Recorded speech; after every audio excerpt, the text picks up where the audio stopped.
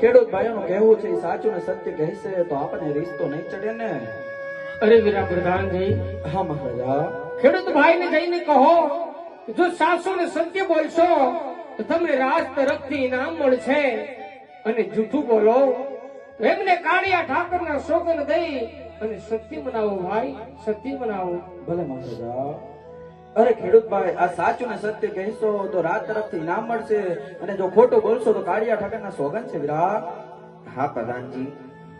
અરે મહારાજા, પેલી વાત તો આ તમારી રયતના આજ તમારા શરણોને નમસ્કાર છે મહારાજા. જય થાવ વીરા.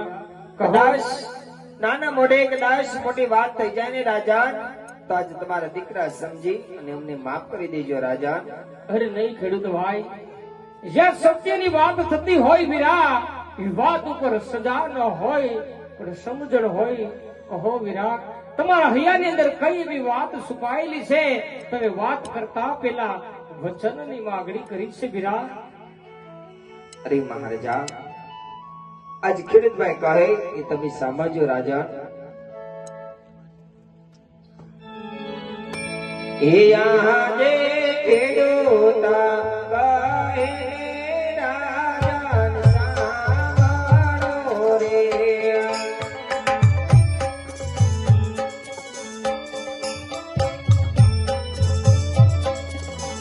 એ કરો માર રોટિયાની વાત, ખેડૂતા કહે ને રાજાન સાંભળો રે.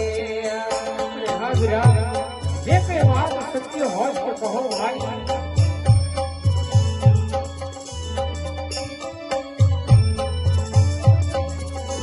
એ આજે યરસે પરસે રે વાતો આલાતી રે.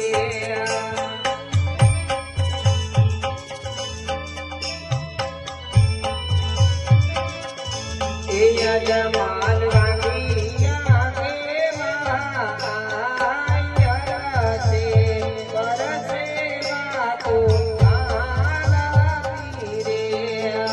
અરે વીરા, તમે આ વાત શું કરી રહ્યા છો ભાઈ?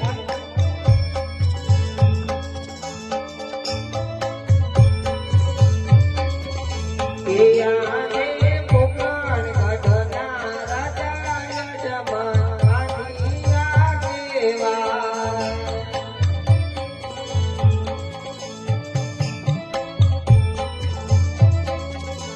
એ વાંગિયા સુકન્યા દેવો, પોકણ ગઢના રાજા યજમાન વાંગિયા દેવા.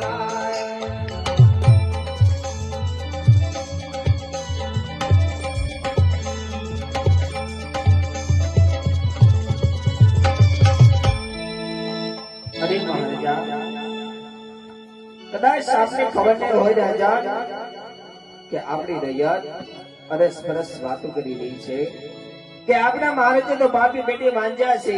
જો વાંજાને સુકન લઈ આપણે કોઈ પણ સારું કાર્ય કરવા જઈએ ને રાજા, તો એ કાર્ય સફળ ન થાય.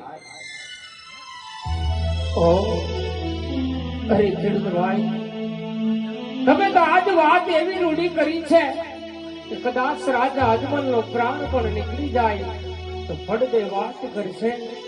ધન્ય છે મારી રાજની રેતને જેને સત્ય વાત કરી છે. પણ હે ખેડૂત ભાઈ, કોણ કહે છે કે મારવાડનો ધણી રાજા અજમલ વાંજ્યો છે? તો નહીં ભાઈ, આજ તમારી સમજણની અંદર કઈ ગેરસમજ થતી હોય તો તમે સાંભળો આજ મારા હૈયાની વાત વીરા. હા મહારાજા. એવો રાજન રે કહે ને રયત સાંભળો રે.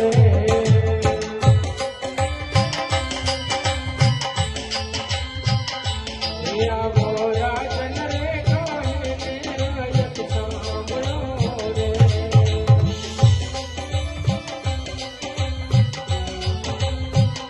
કરું મારા દિલના કેરી વાત, કરું મારા રૂપિયા કેરી વાત.